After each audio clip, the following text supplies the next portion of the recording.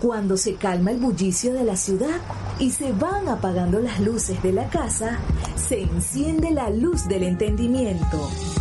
Desde este momento comienza Puerto de Libros, librería radiofónica, programa que contiene todos sus elementos tipo A.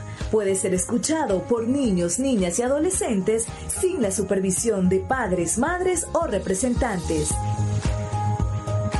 Comienza Puerto de Libros, librería radiofónica.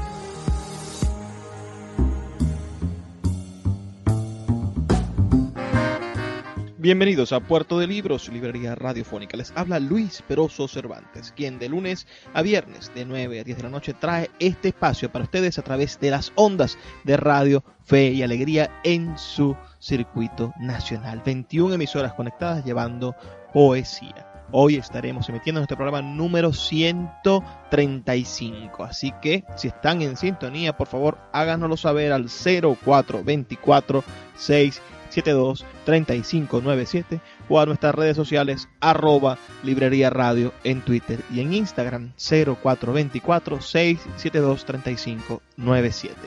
Hoy tendremos un programa maravilloso donde estaremos entrevistando al gran académico de la lengua, el doctor Francisco Javier Pérez. Es un programa largo, un programa interesantísimo, pero antes de comenzar me gustaría que escucharan los mensajes que tienen para nosotros nuestros anunciantes.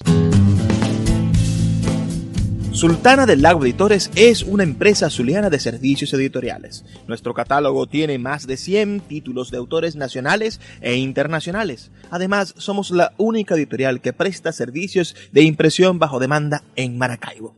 No necesitas invertir en grandes tirajes. Tus lectores pedirán tu libro, nosotros lo imprimiremos y tú obtendrás regalías. Por ello, también editamos internacionalmente en Amazon y Google Play Books. Conoce más en nuestra nueva página web www.sultanadelago.com o siguiéndonos en Instagram como @sultanadelago.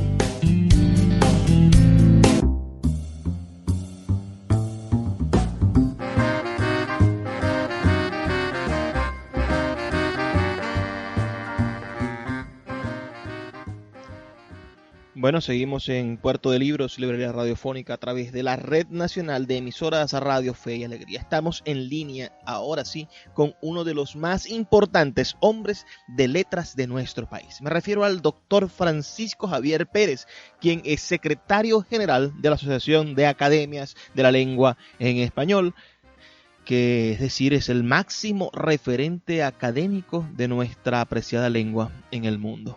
Pero Francisco Javier Pérez, además de esas responsabilidades internacionales que ocupa en este momento, tiene una robusta obra de estudios lingüísticos, lexicográficos e históricos de nuestra lengua y literatura venezolana, con más de 14 publicaciones, más de 14 libros publicados. Buenas noches, maestro. Es un honor tenerlo en nuestro programa. Quisiera, ante todo, pedirle un saludo para nuestra audiencia en la Red Nacional de Emisoras Radio Fe y Alegría y luego preguntarle cómo se viven los días más recientes de la cuarentena en su localidad. Luis, buenas noches, un saludo para ti y especialmente para tu audiencia. Es para mí un motivo de especial satisfacción entrar en tu programa, del cual tengo ya varias noticias, he visto algunos de sus emisiones y de verdad que me complace mucho el nivel de tu trabajo y la posibilidad que das a los escritores de podernos manifestar y decir lo que pensamos sobre el mundo que vivimos. La pandemia aquí en España, que es donde vivo en este momento, en Madrid, ha sido muy cruenta. Ha habido unos fallecimientos tremendos de muchísima gente, de mucha gente contagiada. Y bueno, felizmente parece que eso empieza un poco a remitir y a cambiar, pero indudablemente nos exige un esfuerzo enorme a los ciudadanos para confinarnos. Y bueno, quizá lo hayas oído en varias oportunidades ya, en el caso mío y en el caso de muchos de mis colegas y escritores y personas del mundo intelectual, bueno, estar recluidos es una condición casi habitual. Lo que hacemos es una tarea siempre solitaria que pretende llegar al mundo, pretende llegar a amplios sectores, pero en cualquier caso es siempre solitaria. La tarea, el hecho de escribir es, como decía, observar y tratar de entender el mundo y la sociedad que vivimos y el tiempo que nos toca vivir, con sus angustias y sus delicias, con sus virtudes y sus tremendas caídas, pero es siempre esa una tarea de soledad. Y está claro que quedarnos en la casa, y en mi caso, pues yo siempre he sido casi un confinado feliz, ¿verdad? Como en algún momento se le definió al propio Unamuno cuando fue desterrado para Fuerteventura. Él dijo, bueno, sí, estoy confinado en esta gran isla, en esta isla solitaria que está llena de cabras y de muy poca gente, pero eso me da la felicidad porque para el escritor ese confinamiento es quizá el mejor aliciente y la mejor situación para comprender a las multitudes. Es decir, no se puede comprender a una multitud, a una sociedad, a un país, a un universo dentro de ella. Se puede comprender todas estas realidades que he mencionado estando lejos de ella, estando en soledad, estando en el claustro de tu propia vida. Muy cerca de donde vivo aquí en Madrid está el Paseo de Recoletos, que lleva ese nombre justamente por un antiguo convento de monjes recoletos. De alguna manera a mí me da mucho gusto y me identifico mucho con esa situación del recoleto, es decir, de la persona, del escritor, del intelectual que va a observar la vida desde su situación de confinado, de encerrado, siempre que ese encierro y ese confinamiento sea, está claro, productivo. Las palabras son su principal material de trabajo. Usted se ha dedicado a la lexicografía de una manera inédita en la historia de nuestro país. Usted, mejor que nadie, sabe el poder que tienen las palabras para definirnos y transformar con el paso del tiempo la realidad. Con todo lo que ha sucedido en Europa con la pandemia, los miles de muertos y los actos curiosos de la naturaleza en medio de las calles desoladas, muchos han empezado a hablar de la responsabilidad que tiene el hombre en la destrucción de los ecosistemas y de la necesidad de cambiar de hábitos. Siento que estos discursos, si se enfocan bien, podrían calar hondo en la sociedad y hacer alguna diferencia. ¿Qué podría decirnos usted como lingüista sobre ese discurso necesario para transformar la conciencia de los hombres? ¿Qué palabras de las que están en boga cree usted que debemos potenciar para producir un cambio? ¿Cree que existirá una nueva normalidad como predican los influencers? Ciertamente mi vocación por la lengua, el léxico en particular, el léxico venezolano, el léxico americano, el léxico del español precioso que hablamos, tiene no solamente la intención de estudiar la lengua desde un punto de vista de la referencia inmediata, que es quizá el asunto pues más manido y más sustantivo también, por otra parte, a lo que se ha dedicado gran parte del trabajo de investigación y de elaboración de diccionarios desde siempre. Esa tarea es capital y yo, digamos, sin ningún engreimiento la he practicado y la seguiré practicando. Sin embargo, ese acercamiento que hacemos del lenguaje, en donde finalmente lo que nos interesa es ver cómo el lenguaje es una vía, la más importante de todas, el camino necesario para llegar a la realidad, a la vida de los hombres, a sus sensibilidades, a sus carencias, a sus triunfos, me hace que entienda que estudiar estudiar la lengua, estudiar nuestro español, nuestra lengua, es en realidad una forma de hacer epistemología, es decir, conocer la realidad gracias al lenguaje. Y ese ha sido desde los tiempos más remotos, desde Platón, si quisiéramos no irnos más allá, el objetivo central de la investigación sobre el lenguaje. Las palabras de este tiempo tan complejo que nos toca vivir, yo diría que van abriéndose camino por una doble vía. Una vía es esa que que la inteligencia, la sensatez, la cordura nos están demandando, es decir, responsabilidad, solidaridad quizá deban ser esas dos palabras fundamentales para definir este tiempo, un tiempo de solidaridad en donde frente a una pandemia, frente a una crisis tan grande, frente a un desastre social tan enorme que supone el desastre natural, por otra parte, si es que puede llamarse así a la pandemia, están demandándonos una gran solidaridad. Solidaridad significa no solamente ayudar a los otros a que coman todos los días, que ya sería suficiente, sino solidaridad es entender las carencias afectivas de los otros, entender las necesidades de poseer un mínimo de herramientas para hacer que tu vida sea la mejor vida posible dentro de la peor situación en la que estamos. Y eso justamente me da pie para hablar de la nueva normalidad, que es una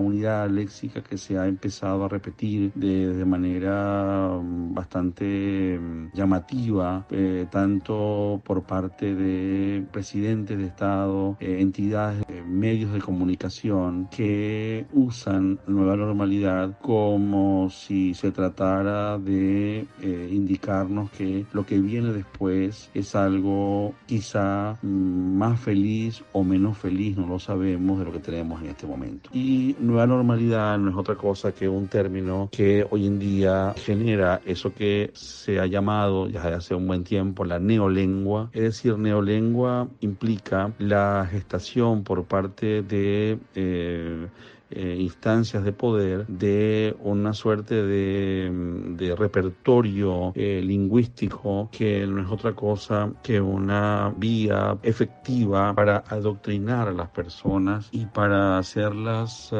pensar como esas instancias de poder quieren. Dicho de otra manera, se inventan estas frases, se inventan estos términos que se repiten una y otra vez, cientos de veces, todos los días en los medios de comunicación oficiales, y que lamentablemente también de manera acrítica comienzan a repetir muchas personas inteligentes, brillantes personas que empiezan a sumarse a estas denominaciones, que terminan insistiendo en ellas sin saber finalmente de dónde han surgido y cuáles son los fines no siempre claros, yo diría más bien oscuros muchas veces o casi siempre, con las que se han inventado. Entonces, nueva normalidad es un término de esta neolengua que también crece en paralelo con la pandemia y es un fenómeno también que se repite para que los gobiernos, los regímenes de toda naturaleza vayan a través del lenguaje construyendo una realidad, anticipando una realidad, una situación social específica y que finalmente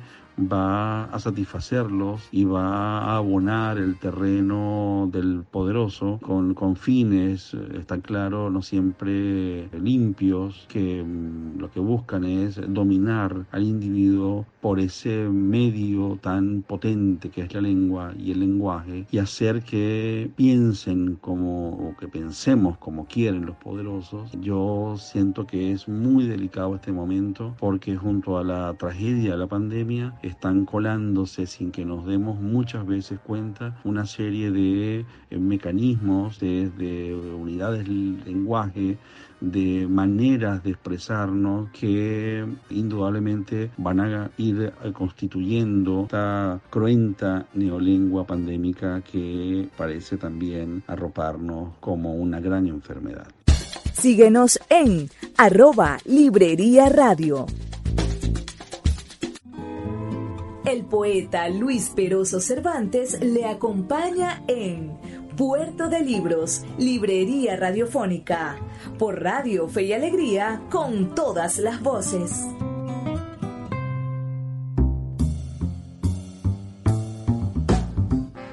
Seguimos en Puerto de Libros y Librería Radiofónica. Hoy estamos entrevistando a un genio de nuestras letras venezolanas. Me refiero al doctor Francisco Javier Pérez, que es actualmente secretario general de la Asociación de Academias de la Lengua Española, y nos ha estado conversando sobre cosas interesantísimas. Maestro Francisco se encuentra en línea con nosotros desde España, y ustedes pueden reportar su sintonía, pueden decirnos qué opinan y qué piensan de las cosas que nos ha dicho el maestro Francisco Javier Pérez al 0424 672-3597. Haznos saber si estás en sintonía de nuestro programa.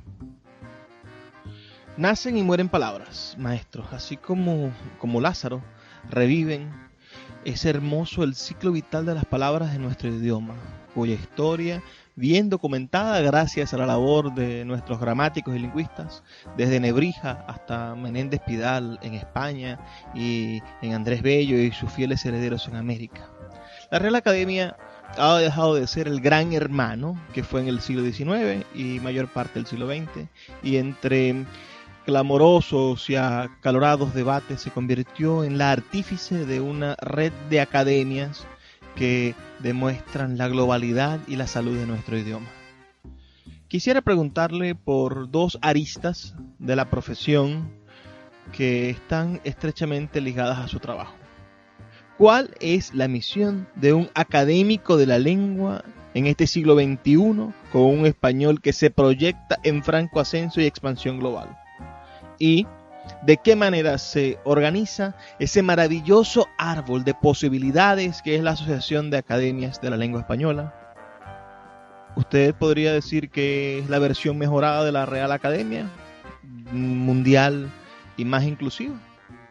Los académicos de este tiempo estamos a años luz de lo que en el siglo XIX se creía que era la misión de un académico. Es decir, en el siglo XIX el purismo lingüístico era la pauta para ejercer una suerte de autoridad desde la academia, y muchos académicos, por supuesto no todos, felizmente, se dejaron arrastrar por esa especie tan detestable. En uno de mis libros yo quise reconstruir todo el trayecto del purismo lingüístico en Venezuela, un libro que está dedicado y que gira en torno a la figura de Julio Calcaño, el primer secretario perpetuo de la Academia Venezolana de la Lengua y un promotor fundamental de lo que fue nuestra academia en el siglo XIX, y una figura por otra parte interesantísima en nuestra literatura. Pues bien, mi libro Oídos Sordos busca justamente reconstruir este trayecto y también ponderar cómo el propio Calcaño fue quizá la primera víctima de esa terrible especie que él mismo ayudó a fomentar y a divulgar en Venezuela. Dicho esto, hay que destacar cómo un académico de hoy en día no es más que un preservador de una tradición lingüística y al mismo tiempo un promotor de las mejores formas de hablar y de escribir en nuestra lengua. Esas serían para mí las dos misiones fundamentales de un académico, sea de donde sea, en relación con la lengua española. Preservar una tradición, y ese preservar es preservar amorosamente, no castigando a los que la quisieran transformar, porque finalmente las lenguas son cambios, las lenguas son transformaciones, las lenguas cambian, y lo he dicho tantas veces y lo seguiré diciendo, avanzan sobre sus deterioros, cambian las lenguas sobre sus deterioros. Lo que para nosotros hoy en día es la norma, no lo era 50 años atrás, y así la lengua va creciendo sobre eso que creo y que creemos en cada momento es el mal hablar, el mal escribir. Por otra parte, las academias y los académicos hoy en día también, como promotores y creadores de la lengua, contribuimos a fomentar y hacer que nuestras tradiciones también se desarrollen. Y cuando digo tradiciones no me refiero a un asunto vetusto y ya superado, sino tradiciones, esa energía que viene del pasado y que permite construir un mejor futuro en los asuntos de la lengua. La Asociación de Academias de la Lengua Española, que yo tengo, digamos, la preciosa responsabilidad de ser su secretario general, es una institución ya con una trayectoria muy, muy sólida. Fue fundada el año 1951 en México por acuerdo de todas las academias, y esta asociación ha cumplido y cumple una tarea que me parece importantísima, que es la de servir de promotora, justamente, y esto se vincula con lo que antes comentaba, de promotora de las mejores instancias para que nuestra lengua sea una lengua cada vez más en acuerdo, una lengua que respete las diferencias idiomáticas y literarias entre nuestras distintas naciones, una lengua que cada vez sea más abierta y menos restrictiva, una lengua que sea cada vez una lengua de este tiempo. Me dirán que toda la lengua es de un tiempo, está claro, pero que nunca las academias y la tarea de las academias, que es promover la elaboración de gramáticas, diccionarios, ortografías, etcétera, vaya en contra de esa poderosa y magnífica fuerza que tienen las lenguas para crecer y hacerse, como decía, cada vez organismos más sensibles hacia lo diferente y no restrictivo, en pro de una unidad que no siempre es natural. Por otra parte, también hay que decir que la lengua española es una lengua que al día de hoy hablan aproximadamente 600 millones de personas como lengua madre, y que ha alcanzado unas cifras inmensas de prestigio dentro del mundo contemporáneo, y es una lengua que es muy unitaria, no por imposición de una academia ni de nadie, sino porque ha logrado enraizarse en su esencia en todos los territorios donde se habla y en cada una de las personas que la hablan. Bueno, este logro magnífico que tantas veces fue una preocupación de muchos, incluyendo a ese Andrés Bello que acabas de mencionar hace un rato, nuestro gran prócer lingüístico, nuestro primer humanista de América, nuestro guía, padre tutelar en todas las acciones que tienen que ver con la lengua coloquial y con el español literario. Bueno, Bello insistía, pensaba que algo podía cambiar, y Bello, en el prólogo a su gramática, recalca que la necesidad de fortalecer la unidad de la lengua, pero sin desmerecer la variedad que supone esa magnífica diversidad. Hoy en día el español es una lengua que ha cumplido ese pronóstico de Bello, ese designio con el que Bello quería entender la lengua española. Hoy en día hablamos español, nos entendemos perfectamente, recorriendo las distancias más inmensas de la geografía de nuestros países, y que al mismo tiempo puede estar perfectamente complementado con esas voces y esas frases que solamente son del dominio de los que hemos nacido en un territorio o en otro. La Asociación de Academias tiene pues como meta el fortalecimiento de esa diversidad y de esa unidad al mismo tiempo, y hacer que las 23 academias que la constituyen sean academias cohesionadas y que en armonía, y creo que este es uno de los grandes asuntos que me fascinan de la Asociación de Academias, que es su capacidad de concordia, su capacidad de armonizarse unas con otras en beneficio de este objetivo común. La Real Academia Española forma parte de esta institución, es pieza fundamental de esta institución, ¿verdad? A pesar que siempre se intenta dañar a la Real Academia Española, pintándola al día de hoy, me refiero, como una academia purista y castradora, y nada de eso es cierto. Eso, si tuvo que ser, fue en el pasado. No olvidemos que la RAE es una academia que ha cumplido hace muy poco 300 años de vida, y bueno, en 300 años una institución puede y tiene forzosamente que cambiar y modificar sus patrones. Está claro que todas las academias en un momento u otro entraron en el purismo lingüístico y en el prescriptivismo de la lengua, pero pero la RAE es al día de hoy una academia moderna, la más moderna de todas, diría yo. Es una academia abierta, una academia que entiende que el panhispanismo lingüístico, que es nuestro gran caballo de batalla desde la Asociación de Academia, es la única manera de poder conciliar ese cúmulo de riqueza que significan las diferencias idiomáticas entre nuestros países, y que no hay otra posibilidad de hacerlo sino sentándonos todos a la misma mesa, todos en situación de igualdad, en donde no existan los supremacismos, las hegemonías. Nada de eso es ya posible. Eugenio Coserio hace muchas décadas, dijo una frase que quizá resume todo lo que debe ser la comprensión del español al día de hoy. Decía, en relación con lo que estamos comentando, decía Coserio: Madrid es la capital de España, pero ya no la capital de la lengua española.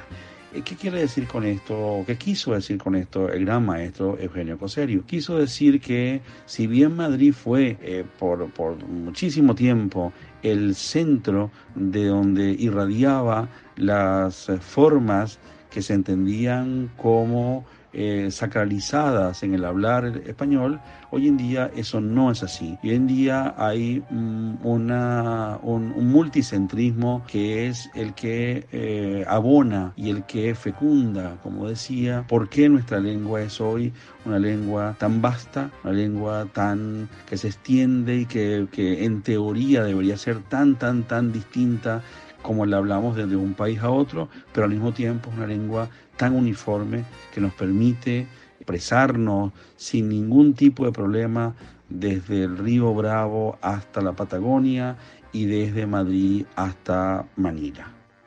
Qué gigantesca es la huella de nuestras lenguas y qué respuesta tan maravillosa. Nos hace conocer a profundidad el nuevo espíritu del académico y el nuevo espíritu de esta hermosa asociación de academias de la lengua. Es verdaderamente un honor poder conversar con usted y saber la labor que desarrolla en nombre de todos los que amamos nuestro idioma, y ahora también saber que usted como venezolano es nuestro más alto representante en esta materia. De verdad, no tengo palabras para demostrar el orgullo que siento de que el doctor Francisco Javier Pérez sea el secretario general de esta organización, que es sin duda la más importante de nuestro idioma. Un venezolano dando ejemplo de talento, de trayectoria, del rozagante espíritu imbatible de nuestra nación. Si ustedes están en sintonía, bueno, yo quisiera que nos los hicieran saber. Escríbanos un mensaje de texto al 0424-672-3597, 0424-672-3597, y háganos saber sus opiniones acerca de esta entrevista que estamos realizando al doctor Francisco Javier Pérez, secretario general de la Asociación de Academias de la Lengua Española. Vamos a hacer una breve pausa de 2 minutos y ya volvemos con más de Puerto de Libros, librería radiofónica por la señal de Radio Fe y Alegría. Escuchas Puerto de Libros con el poeta Luis Peroso Cervantes. Síguenos en Twitter e Instagram como @Librería Radio. Escuchas Puerto de Libros, librería radiofónica por Radio Fe y Alegría, con todas las voces. Seguimos en Puerto de Libros, librería radiofónica. Como saben, estamos entrevistando nada más y nada menos que a Francisco Javier Pérez, actual secretario de la ASALE, Asociación de Academias de la Lengua Española. Francisco Javier Pérez nació en Caracas un 30 de diciembre del año 1959. Es uno de los más altos destacados lingüistas de nuestro país, y es para nosotros verdaderamente un honor tenerlo aquí en Puerto de Libros, Librería Radiofónica. Recuerden que pueden reportar su sintonía, decirnos si nos están escuchando o enviarnos su comentario sobre esta entrevista al 0424-672-3597, 0424-672-3597, o a nuestras redes sociales @librería radio en Twitter y en Instagram, ese espacio que nosotros tenemos allí también para poder interactuar, porque la idea es hacer dinámico este canal, que ustedes puedan escucharnos, que puedan saber lo que pensamos, lo que queremos difundir, y después también escucharlos a ustedes, saber lo que ustedes desean, lo que ustedes opinan, y poder hacer más entrañable esta relación radiofónica.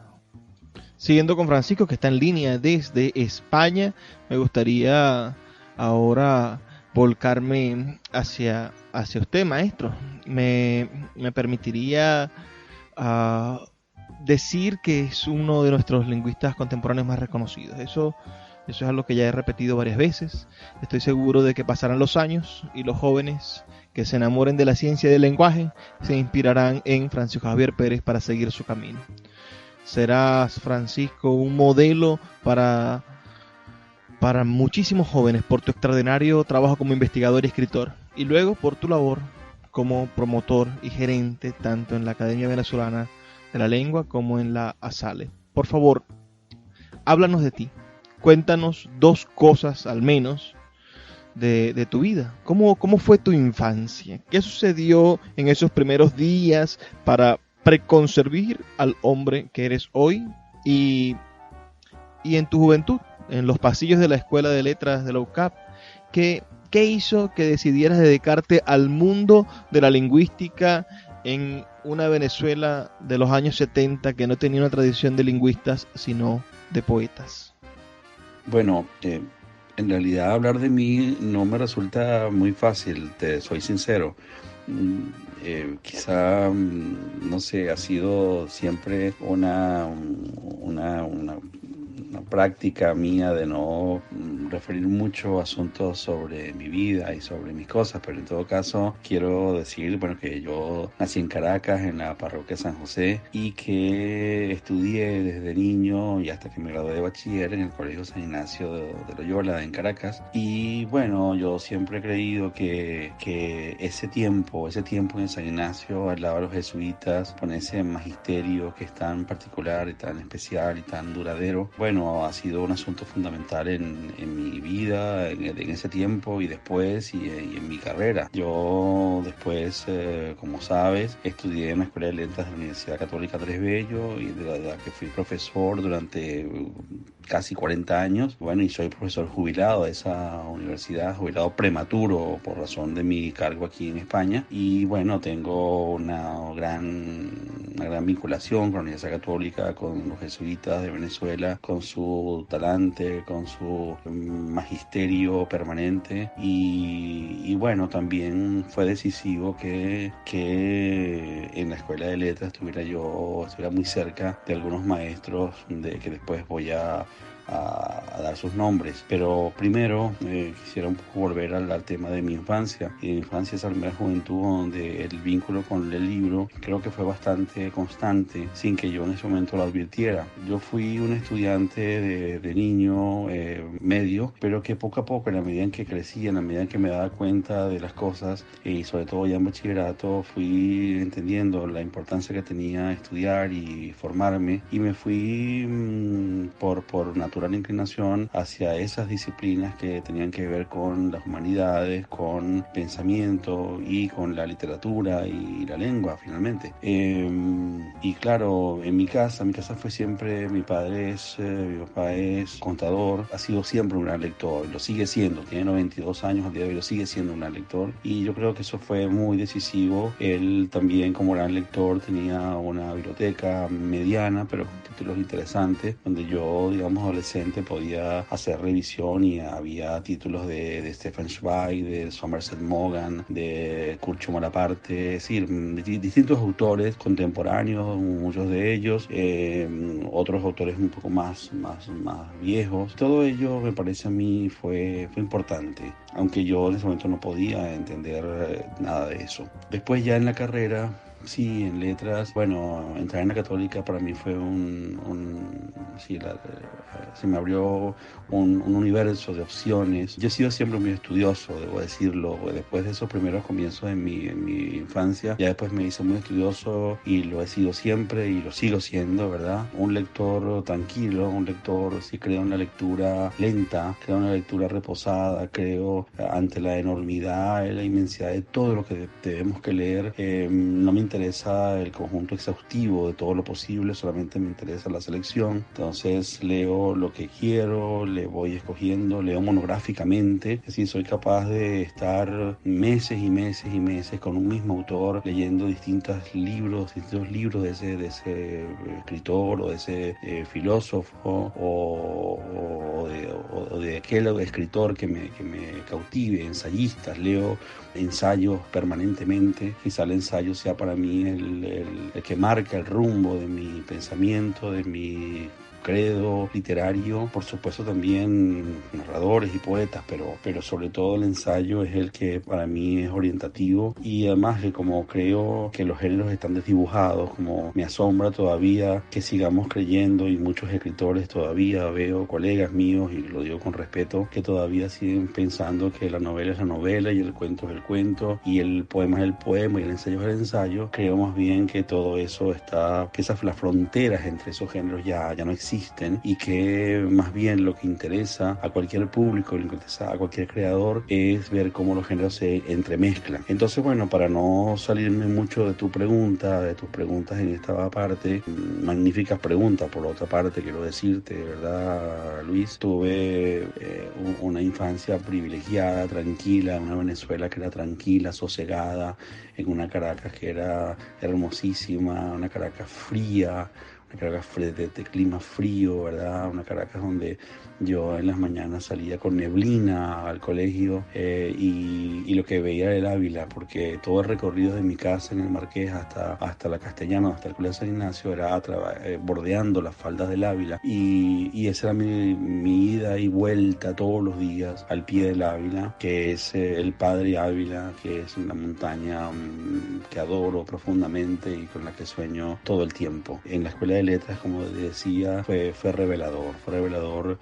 esos primeros años que uno sale del bachillerato y no sabe nada y entra en la universidad y tienes que saberlo todo, o tienes que intentar saberlo todo, y eso fue importante para mí. Yo hice 5 años de letras metido en la biblioteca, metido en la hemeroteca de la Universidad Católica, que era muy rica y es muy rica, revisando revistas, leyendo, es decir, resucitando esos autores sepultados en las publicaciones periódicas. Tuve una materia, entre otras, yo estudié letras, es decir, mi corazón es literario, yo por eso hago una lingüística que está cerca de la literatura, que está al lado, que está junto a la literatura, que se hace por la literatura. Yo no creo en la división tampoco de lingüística y literatura, al contrario, es algo ya muy trasnochado seguir en ello. Creo más bien que la literatura y la lingüística se abonan profundamente. Creo en el saber lingüístico de los escritores y creo en la poesía de los lingüistas, en la poesía de la ciencia del lenguaje.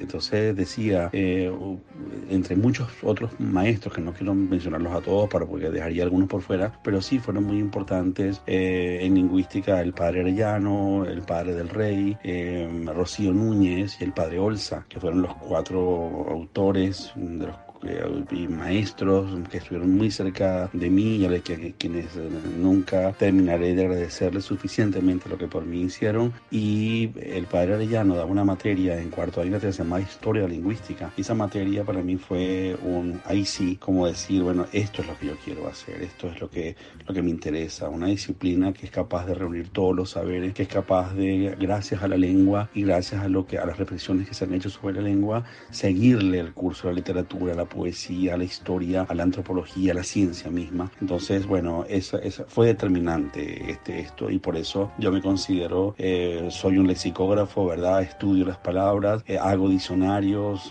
sé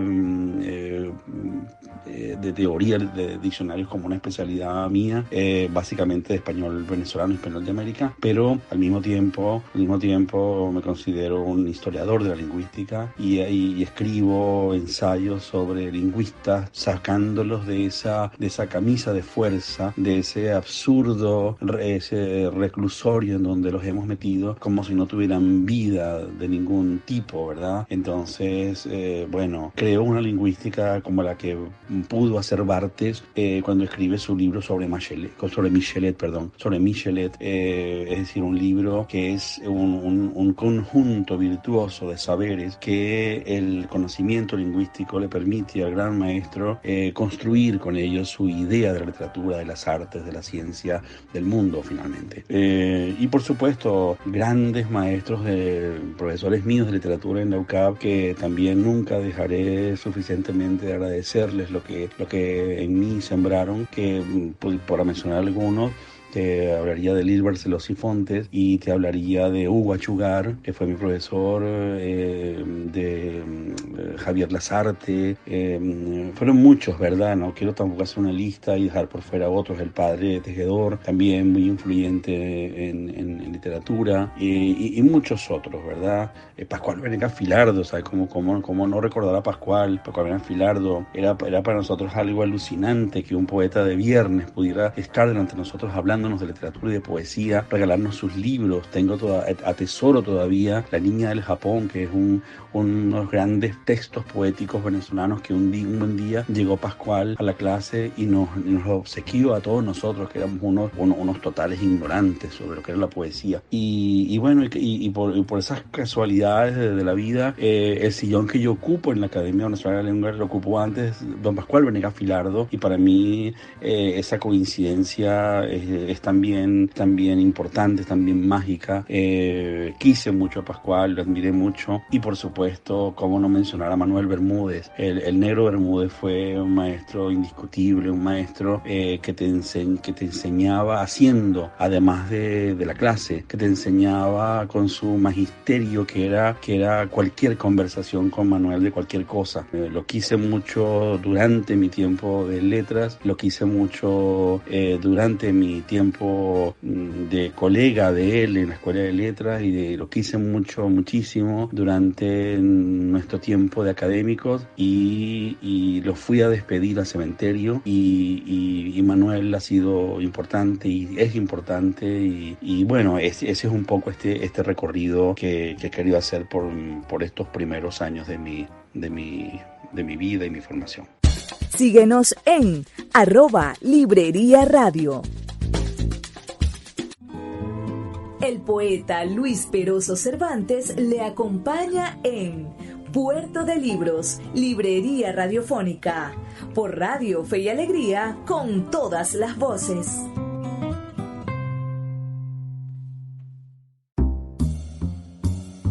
Agradezco mucho la confianza que nos has brindado y ese repertorio de maestros que tanto bien hicieron por las letras del país. Finalmente quisiera preguntarte por Venezuela, por el país.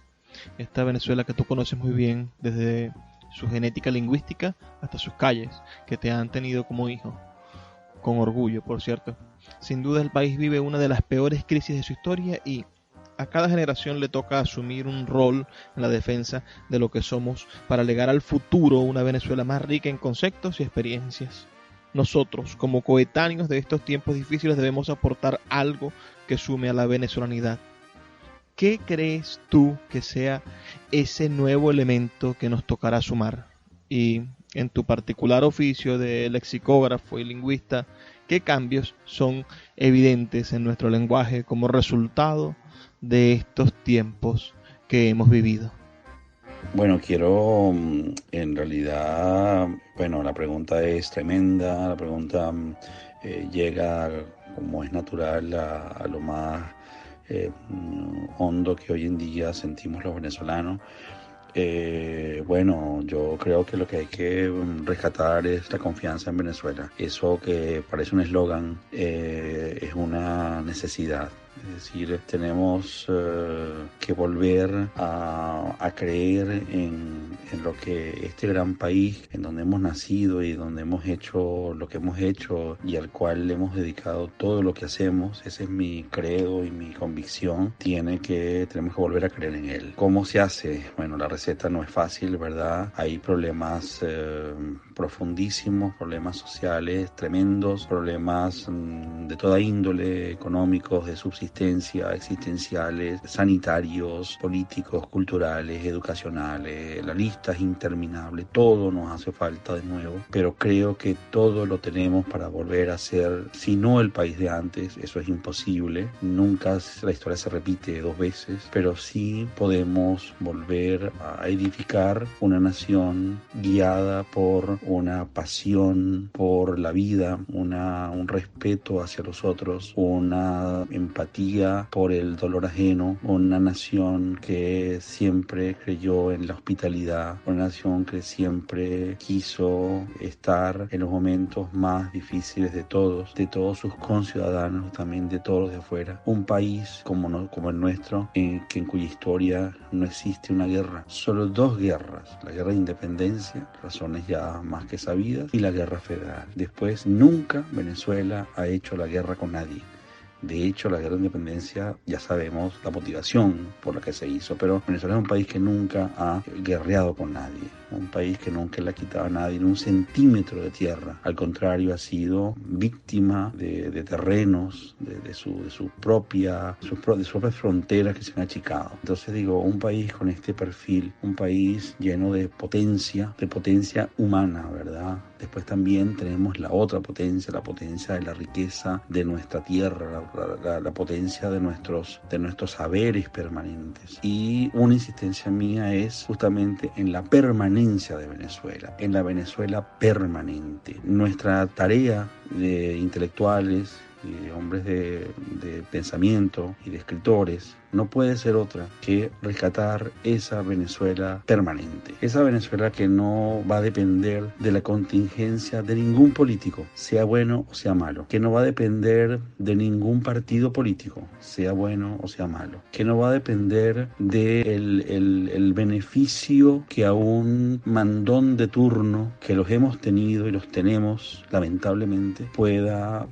interesarle. La Venezuela permanente es la que está siempre ahí. ¿Y a qué me refiero? Me refiero a esa Venezuela que han hecho los grandes nombres que identificamos desde siempre como los nombres capitales. Por ejemplo, Andrés Bello. Andrés Bello, y esto es un simple ejemplo, un ejemplo virtuoso, está claro, pero un simple ejemplo de cómo la Venezuela permanente nunca nos la podrán quitar, nunca podrá postergarse a Bello. Bello siempre está ahí, a pesar de eso que decía Oslar Pietri, con razón, de que nunca supimos lo que con Bello tuvimos, ni con lo que perdimos cuando se fue Bello. Pero en cualquier caso está ahí con nosotros. Y así como digo Bello, la lista sería enorme, como sabes, de grandes figuras de nuestra literatura, de nuestra historiografía, de nuestra ciencia, de nuestra filosofía, de nuestras artes. Entonces, esa es la Venezuela permanente. Esa Venezuela está allí y estará allí siempre. No va a depender si está el partido cual o tal, no, siempre va a estar ahí. Entonces, yo creo que tenemos que afincarnos en esos valores, afincarnos en esa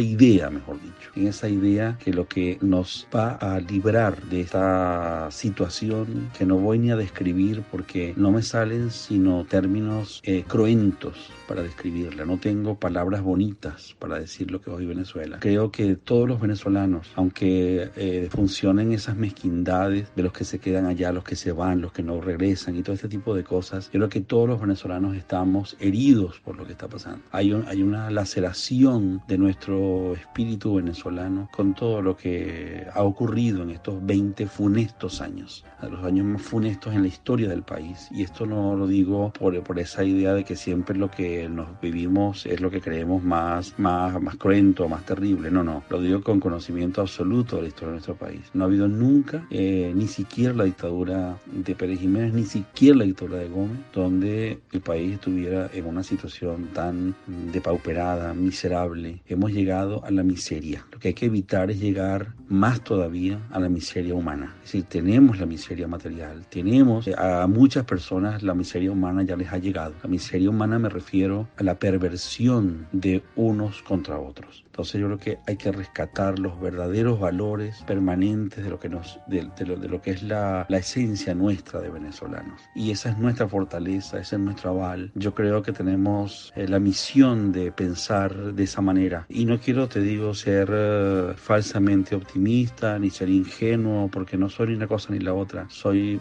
absolutamente realista. Sé todos los problemas en los que estamos metidos. Sé lo terrible que es la subsistencia hoy en Venezuela. No tienes idea el dolor que me causa cada vez que veo imágenes por Twitter o en la televisión de las cosas que ocurren allá. Me da un dolor muy profundo, y no tienes idea las veces que lloramos los venezolanos cuando vemos todo eso. Y ese mismo dolor hay que transformarlo en fuerza, en potencia, en acción. En mi caso, todo lo que yo he hecho y todo lo que hago y lo que seguiré haciendo es por Venezuela, es teniendo Venezuela al frente, es llevado, no quiero decir por el amor a Venezuela, que también es un tópico, pero sí, pero es lo que es, ¿verdad? Es lo que es. Es interesante ver cómo cuando tú llegas, por ejemplo, a España, que inmediatamente hay una asociación, tú eres el venezolano, tú eres, sí, y siempre vas a ser el venezolano. No importa que lleves 20, 30, 40 años en España, siempre vas a ser el venezolano. Es decir, siempre se es de donde se es. Y aunque algunos intenten camuflarse o intenten negar, nada de eso es posible. Y cada quien escoge cómo intervenir y cómo aportar positivamente en esa dirección. Y la mía, pues, no es otra que la palabra. La mía no es otra que privilegiar las bondades del español de Venezuela, privilegiar a nuestros grandes autores, a nuestros grandes escritores, tener a Venezuela siempre al frente, cómo hablo, cómo pienso, cómo escribo, por qué hago lo que hago, por qué escribo lo que escribo. Y creo que eso, sin que yo diga que tengo la solución en mis manos, creo que eso es importante. Los cambios siempre fortalecen. Este cambio que nos ha ocurrido nos ha hundido en el abismo, pero estoy convencido de que no sé en qué tiempo, no sé en qué momento, no sé cuándo, no lo sé, no puedo saberlo, pero creo que nos recuperaremos porque hay algo importante, hay una energía que está allí, energía que es la que finalmente también ha impedido que seamos un pueblo de borregos, que seamos, a pesar de todas las terribles crueldades que se nos han impuesto, sigue la batalla en pie, y eso hace que nos dé algo de tranquilidad y de felicidad, saber que el tirano es infeliz, es decir, la tiranía es infeliz, y eso reconforta finalmente, ¿verdad? Reconforta finalmente, aunque sé que esa infelicidad cuesta mucho dolor y mucha agonía en el pueblo de Venezuela. Entonces, bueno, quizá mi trayecto, y con eso voy a terminar, Luis, agradeciéndote esta magnífica oportunidad, esta preciosa entrevista. De verdad que te felicito por lo que haces.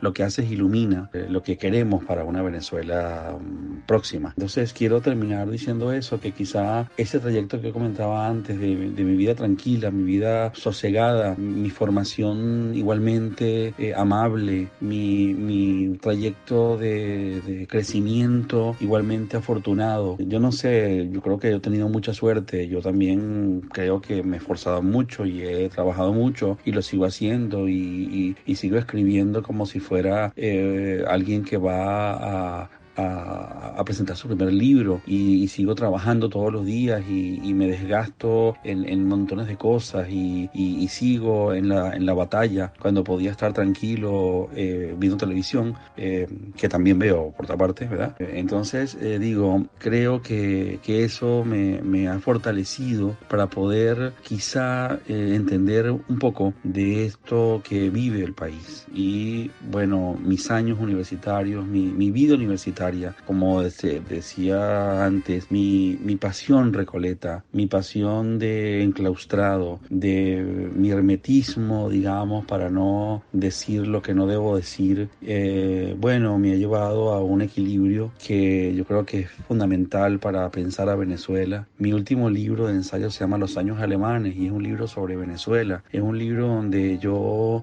reúno ensayos con tópicos, elementos, planteamientos, ideas que tienen que ver con escritores, pensadores alemanes de toda índole, artistas, músicos y en el fondo todo es Venezuela, la reflexión es Venezuela, siempre está presente, creo que no podríamos dejarlo. Y bueno, desde este tiempo que me toca vivir, que a lo mejor algunos evaluarán como un tiempo feliz, un tiempo, bueno, sí lo es, ¿verdad? No voy a tampoco a convertirme en un sufridor, pero es un tiempo donde que quiero aprovecharlo para seguir pensando Venezuela, para seguir reflexionando el país, para seguir comprendiendo por qué valemos lo que valemos, sí, y que no nos quiten lo que valemos. No queremos más de lo que somos ni más de lo que valemos, pero que no nos quiten tampoco lo que valemos y lo que somos. De verdad que mi gratitud y solo un apunte a mi lista, aunque esto resulte volver atrás un poco, pero quiero terminar mis palabras hablando de uno de mis maestros que antes la memoria me falló un poquillo, que es el padre Cesario de Armellada, que es quizá un modelo de esa Venezuela permanente que queremos. Un hombre que nace en España y que va como misionero franciscano capuchino a Venezuela a dar todo y se entierra en la gran sabana y se hace indio como los indios y los pemones lo llevan en su memoria, lo han hecho un símbolo de su propia mitología humana. Qué mejor reconocimiento para ese sabio que también fue uno de mis maestros de lingüística en la Universidad Católica Andrés Bello y que para mí es un modelo más de eso que yo llamo la Venezuela permanente. Muchísimas gracias. Gracias, Francisco, gracias a todos también por escucharnos. Ya es hora de despedirnos, se nos ha pasado todo el programa con esta maravillosa entrevista. Los voy a dejar con los mensajes de nuestros anunciantes, pero no sin antes desearles lo que siempre les dejo dicho. Por favor, sean felices, lean poesía. Sultana del Lago Editores es una empresa zuliana de servicios editoriales. Nuestro catálogo tiene más de 100 títulos de autores nacionales e internacionales. Además, somos la única editorial que presta servicios de impresión bajo demanda en Maracaibo. No necesitas invertir en grandes tirajes. Tus lectores pedirán tu libro, nosotros lo imprimiremos y tú obtendrás regalías. Por ello, también editamos internacionalmente en Amazon y Google Play Books. Conoce más en nuestra nueva página web www.sultanadelago.com o siguiéndonos en Instagram como @sultanadelago.